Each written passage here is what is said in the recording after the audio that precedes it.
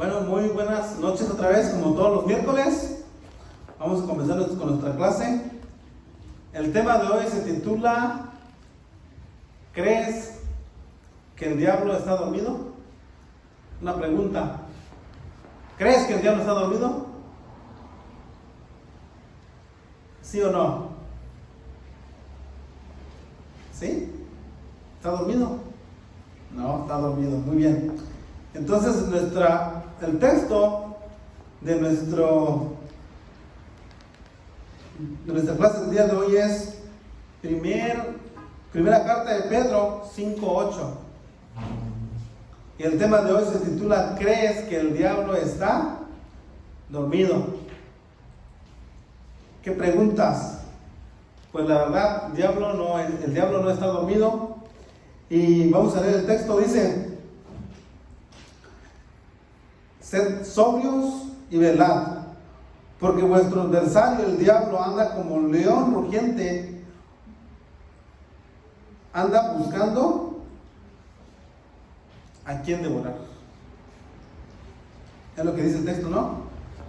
Dice que porque vuestro adversario el diablo como un león rugiente anda alrededor buscando a quien devorar. Primera carta de Pedro, capítulo 5, versículo 8. Si algo tenemos que hacer, y no pasar por alto, es nunca debemos de ignorar las advertencias de las Sagradas Escrituras. Eso es lo que tenemos que hacer nosotros. Nunca debemos de ignorar las Escrituras. Ahora, como también podemos ver en la Escritura, en el Nuevo Testamento, que la persecución de los primeros cristianos después de la muerte de Jesús empezaron a ser persecución. Pedro y Juan fueron encarcelados por los jefes de los judíos, incluso por el sumo sacerdote llamado Ananías, a quien muchas de las veces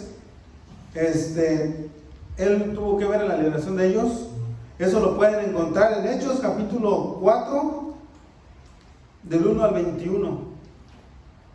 Y vamos a ir rápidamente allí. Solamente una pequeña de las historias que están ahí, vamos a verlo. Hechos capítulo 4 del 1 en adelante.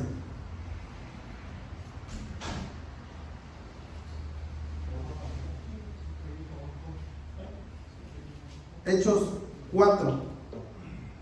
Dice: hablando a ellos al pueblo, vinieron sobre ellos los sacerdotes con el jefe de la guardia.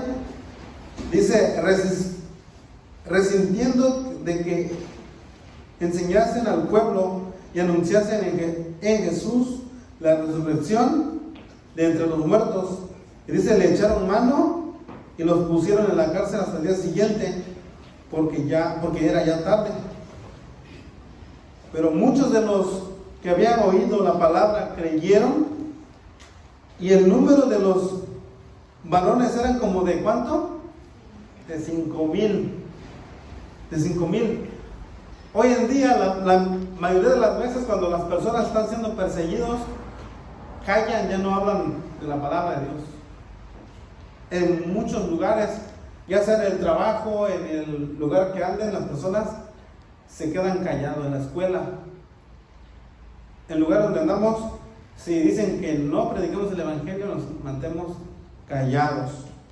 Pero aquí vemos, ellos no callaron, y cuando ellos predicaron la palabra de Dios, se convirtió 5,000 personas. Es la primera predicación que Pedro hace y se convierten 5,000 personas, ¿verdad? Dicen: y aconteció al día siguiente que se reunieron en Jerusalén los gobernantes, los ancianos y los escribas, y el sumo sacerdote Anás, y Caifás, y Juan, y Alejandro, y todos los que eran de la familia de los sumos sacerdotes, y poniéndoles en medio les preguntaron: ¿con qué potestad o en qué nombre habéis hecho vosotros esto? Pero vean cómo Pedro dice, entonces Pedro, lleno del Espíritu Santo, les dijo: gobernantes del pueblo y ancianos de Israel, puesto que hoy se nos interroga acerca del beneficio hecho a un hombre enfermo, ¿de qué manera este haya sido sanado? Sea notorio a todos vosotros y todo el pueblo de Israel, en el nombre de Jesucristo de Nazaret, a quien vosotros crucificasteis y a quien Dios resucitó de los muertos, por él, en este nombre está en vuestra presencia sano. Entonces, ellos fueron perseguidos, pero no callaron, siguieron predicando el evangelio, y vimos la historia. Entonces, cuando vemos que Pedro insta a sus lectores a que sean sobrios, vamos a definir la palabra sobrios. La palabra sobrio se puede definir como tener un buen criterio, ser razonable, o en otras palabras, tener dominio propio. Entonces tenemos que ser sobrios, porque nuestro adversario anda como león rugiente buscando a quien devorar. Tenemos que estar alerta, no tenemos que estar dormidos. Vayan a la primera carta de Pedro, capítulo 4, versículo 7. Dice: mas el fin de todas las cosas se acerca. Dice Pedro otra vez: sed pues sobrios y velad en oración.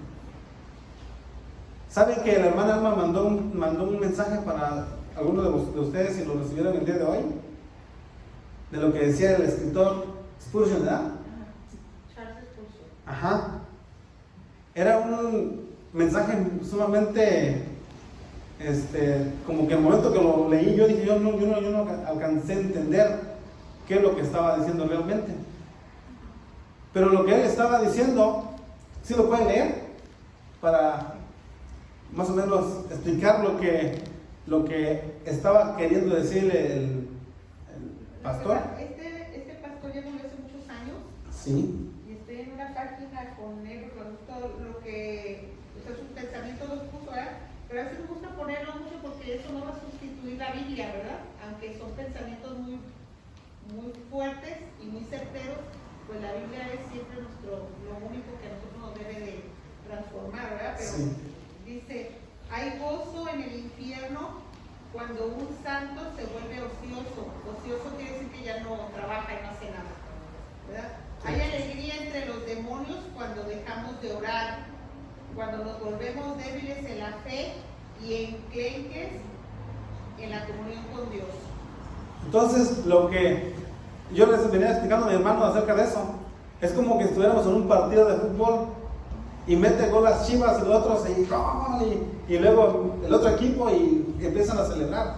Pero de esa manera vemos la ilustración solamente. Eso no es la escritura, pero es un pensamiento humano que nos lleva a entender que si estamos quietos, no hacemos nada, no predicamos la palabra de Dios, entonces vamos perdiendo.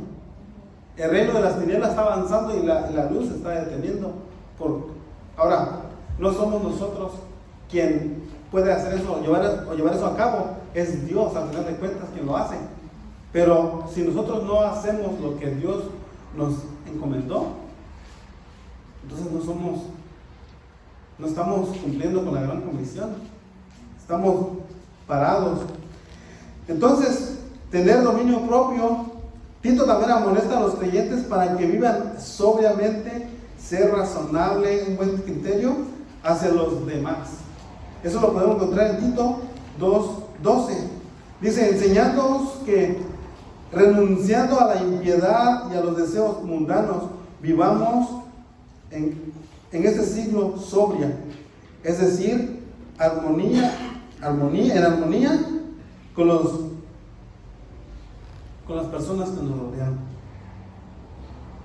Entonces vemos la persecución que la iglesia de la iglesia estaba pasando en esa época cuando Pedro les decía a sus lectores que fueran sobrios. No era fácil, porque era una persecución, de tal manera que los quemaban en el palacio, en las calles donde estaba el palacio de Nerón, que los quemaban vivos.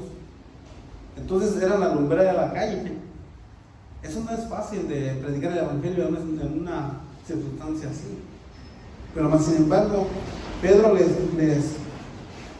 decía, ¿saben qué? Deben de seguir adelante, deben de estar firmes, deben de tener un buen criterio hacia los demás. Entonces,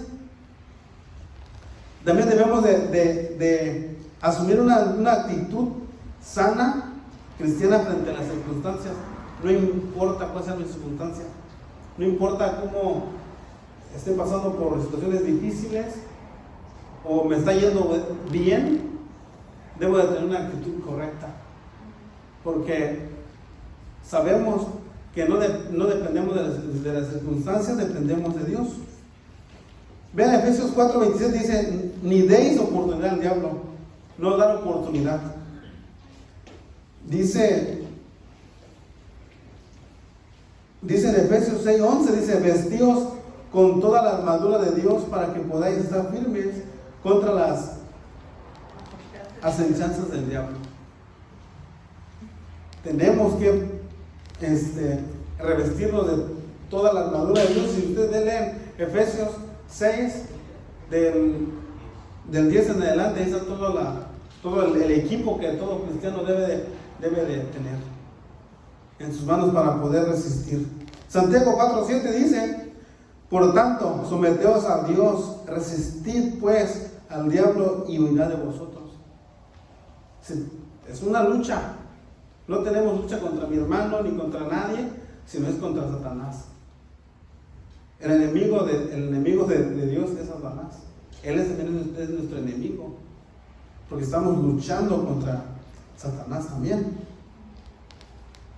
Entonces, conclusión: sed sobrio y velad, porque vuestro adversario el diablo, como león rugiente, anda alrededor buscando a quien devorar. Versículo 9 dice: al cual resistís firmes en la fe, firmes, sabiendo, dice, que los mismos padecimientos se van cumpliendo en vuestros hermanos en todo el mundo. No solamente nosotros estamos siendo perseguidos, no solamente nosotros tenemos luchas, sino todos los hermanos que creen en Cristo Jesús. Todos estamos luchando con diferentes cosas, con diferente dificultad en la vida, pero todos estamos combatiendo. Vean el versículo 10, dice: mas el Dios de toda gracia, que nos llamó a su gloria eterna en Jesucristo, después que hayáis padecido un poco de tiempo, Él mismo os perfeccione, afirme y fortalezca y establezca. Y dice Pedro: a Él sea la gloria e imperio por los siglos de los siglos. Amén. Así termina Pedro. Yo también así termino. Entonces, hermanos, vamos a... ¿Ya? ¿Ojalá?